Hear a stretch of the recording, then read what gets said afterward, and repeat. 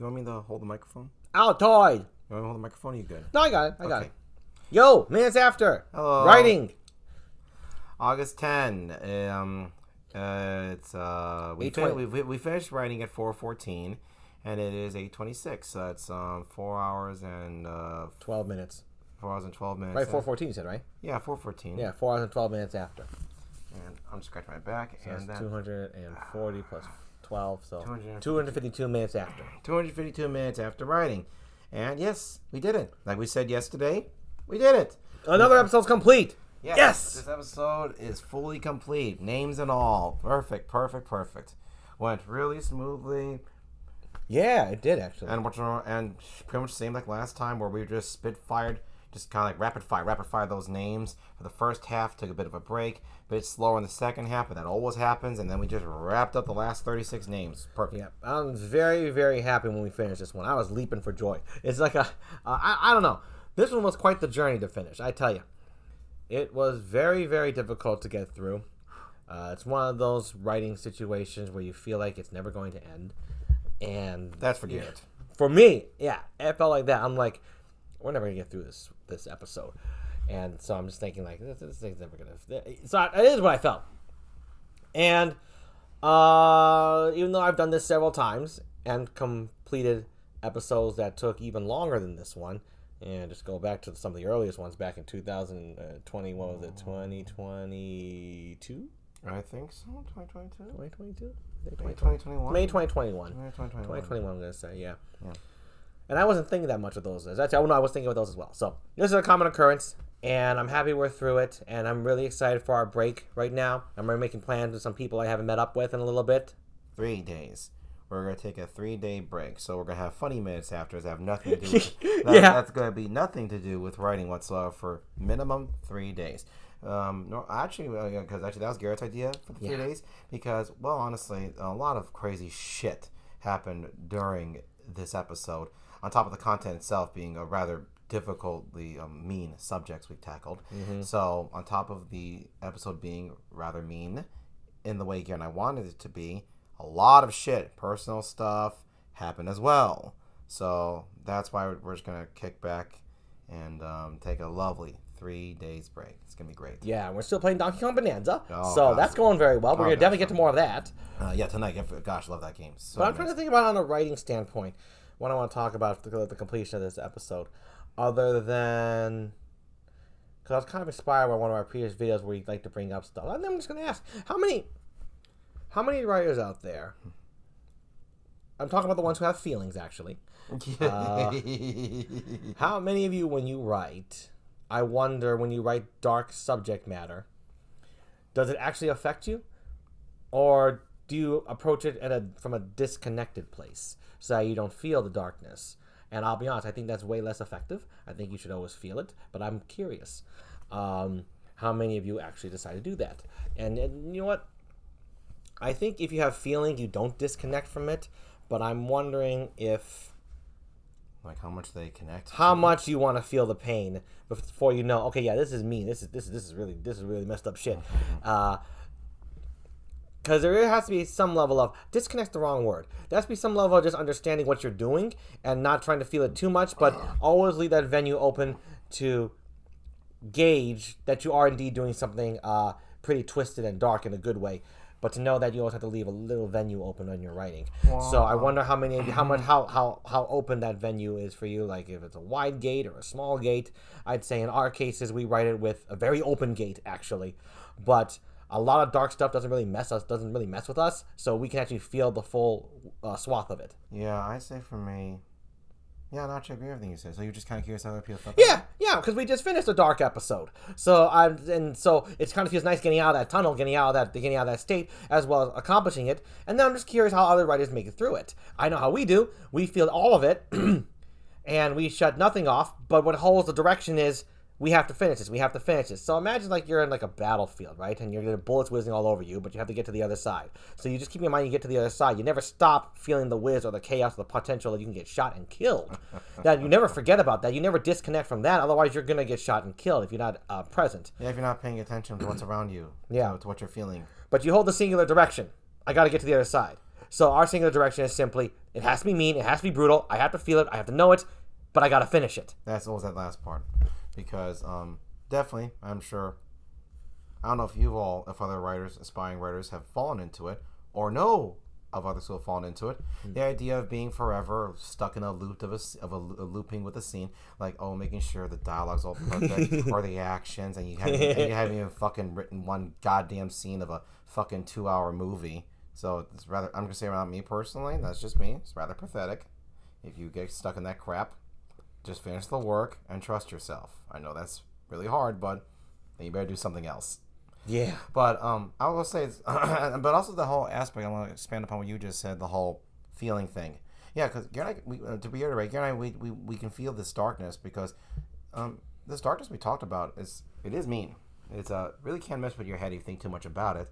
But this doesn't really mess with Garrett and I. We have a very strong center of self and happiness. So we know how to deal with this kind of messed up shit we've written. But also another thing, and for me personally, you see, you said you wrote with the open gate with me. Yeah, I do. I always do. I write with open gate too, but I always kind of go by bounce back and forth a little bit with I more like a not grammar, more like it feels like I see this for myself. As much as I would love to be there with the audience, being so angry or agitated and just kind of like maybe on the verge of a psychological messing up with your head. As much as I would love to experience that, I feel that with the audience, I can't. I'm the creator. So I always just know that I'm the guy who's creating this. So I just will keep in mind I'm going to finish it. Because, definitely when you're the audience, you really want to feel the scenes. You really want to feel the dread and really just kind of be engrossed in it. When you're the creator, you can't feel engrossed in it because you're creating the thing. At least not for me. I can't get that experience personally. Well, I don't get the experience. You can't do it the same way, but you can definitely feel what you're doing. Like, oh yeah, that was a nasty shit we wrote right there. No, but I was just simply saying for myself that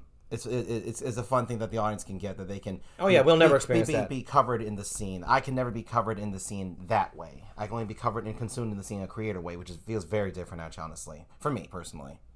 So you're wondering if? No, I'm not wondering. I just want to talk more about how I felt, about how I felt, what I feel when I'm writing all this dark stuff. It's like this, I write the same way, but also kind of write differently how we perceive it. Because for me personally, that's true. Because for me personally, Garrett, you like to feel everything to make sure you get it right. I know I don't have to literally know I'm feeling the fucked upness to know I'm writing something fucked up. I know I don't have to because I just trust myself and I just know I don't have to because, I don't have to feel it's like I feel everything, but I don't have to think I have to feel everything to know it. Yeah. So I wonder other writers like that who, like Brandon, you just know you're doing fucked up shit, so it's not really much of a trek to do it. But you also have to know it as well. Yeah. No. Yeah. I wasn't trying to debunk anything. I just want to talk more about it because you brought up a very fun, interesting subject. I just wanted that because I only want to add upon it because your experience of how you write that stuff, I just want to add that's not my personal experience of how I write that stuff. No, that's all. Yeah, you're right. Brandon doesn't write that way. Brandon just knows, okay, this is dark. I thought about it. Now let me just write it down. And then I wouldn't say Brandon's disconnected. He just doesn't have, like you just said, he doesn't have to feel it while he's writing it down. He already felt it when he thought of it. Then he's done with the feeling. Yeah. Then he just goes into writer mode. Yes. That is just as effective. You're right. And I don't write that way. No. When I think about it, I feel it then, and I want to feel it when I'm writing it too. No, the only one that ever were like, well, not ever. One of the things that Garrett and I are definitely totally in sync on is when we kill big characters. Yeah, when we those always, whether they're a villain or a hero, it's always really hard for Garrett and I, and equally, where we just have to stop. Writing that's like the last thing we write that day, we just stop and we just mourn the character every single time. Yeah, last thing or the one and only thing. Yeah, or the one and only thing, absolutely. So yeah, I just wanted to. Wow, it was just really. I just want to talk a little bit because it was fun. That's all. Yeah, it's very fun. No, I know. You don't have to say you have to talk a little bit. Let's see. I was just thinking was just like, even when it comes to killing characters. Actually, I do believe, though, you have a higher capacity of still writing after we kill characters. It's definitely, you can definitely do it better than me, but I just can't. Well, I can't. I absolutely can't continue on after killing a character. Well, then I'll address the funny subject as to why I can do that. I'll be perfectly honest here, people. I am really good, in the sense, very content with myself. I can write really brutal things, really, really mean things, and can still write more. I like it. It really connects to me. So that's why. Brandon has a level of cruelty in him that is very comfortable, but in a very good way. In that I like myself. I don't care. Yeah, he likes himself. I do not think that part of me is a monstrous part. I'm happy that I'm me, and I embrace all of me. So that's how I can actually have a higher tolerance to brutality and cruelty. So that's why. Yeah. That's why with the dark subjects, that's how I can generally write with that method. And even killing characters. Yes, and even killing characters, definitely. Yeah. So actually, I think you could keep going even after we kill a character. I can't. You're probably right. Yeah. Probably right. I can't. He's probably right. Yeah. That doesn't mean I lack any more ability to write a segment or a scene or whatever any darker than Brandon. Brandon's just more. Oh, no. I'd say Brandon's just more comfortable with brutality than I am, and that's because Brandon is very, very strong. As he said, he has a strong center, and the stronger your center, the stronger you are just handling shit. So yes. Yeah. My center's strong, but I like to keep it vulnerable. It's just fun. No, that's what I like to do. Absolutely. Yeah. Brandon's like, yeah, fuck it, we can just write this shit. It works. Yeah. And he's right. By the way, Garrett just acted that right there. I don't actually say that, but that's my inside. Which is like like the most important part. Garrett's absolutely right. That is how I feel about a bunch of stuff. But I want to add more. No, Garrett can write really cruel things. He can. He comes with some really great, nasty shit. It's marvelous. Yeah. So, I got nothing else. I just want to expand upon the fact that this was a dark episode, and we finished it, and kind of some of the process. Also, we may use it for a YouTube short or something. We'll see if I do that. See, I want to say a thing, in regards to finishing this episode. The only thing about this one is because I do want to add this. It's because Garrett and I really did go through a bunch of stuff during this personal stuff during this episode, and also I'm gonna say it again. This episode's dark subject matter normally not something I'm interested in, but I moved past that fairly quickly. Even though I know in past videos I was really kind of antsy and nasty and made very stressed about it. But the way I feel about it, what you want to call it, no, it was nasty stuff that I normally don't want to write, but I totally got on board with it at some point. But what I'm saying is, because of all of this stuff that happened during this episode, I did say out loud for like the first time, man, I'm glad I'm done with this one. I never said that before with any of the other ones. That's true. With any of the other episodes. Even though episodes in the past took longer and more crazy personal stuff happened during those. This is the only one. I thought it was kind of funny. I actually literally thought it was funny. It's nothing bad. I just thought it was literally funny that, I guess I finally said that after all my years of writing. I guess I finally said that. Oh, that's kind of funny. And I just want to drop that, and I'm very happy about everything Garrett and I did. We did a phenomenal job. I'm happy we got another episode down. Another beautiful episode. I can't wait to... I'm going to love our break, and I'm going to love when we come back to work. That's it. I'm good, Garrett. How about you? I'm set. We'll see you tomorrow, folks, for a Minutes After That's Not Writing. Yeah. Bye-bye. Bye-bye.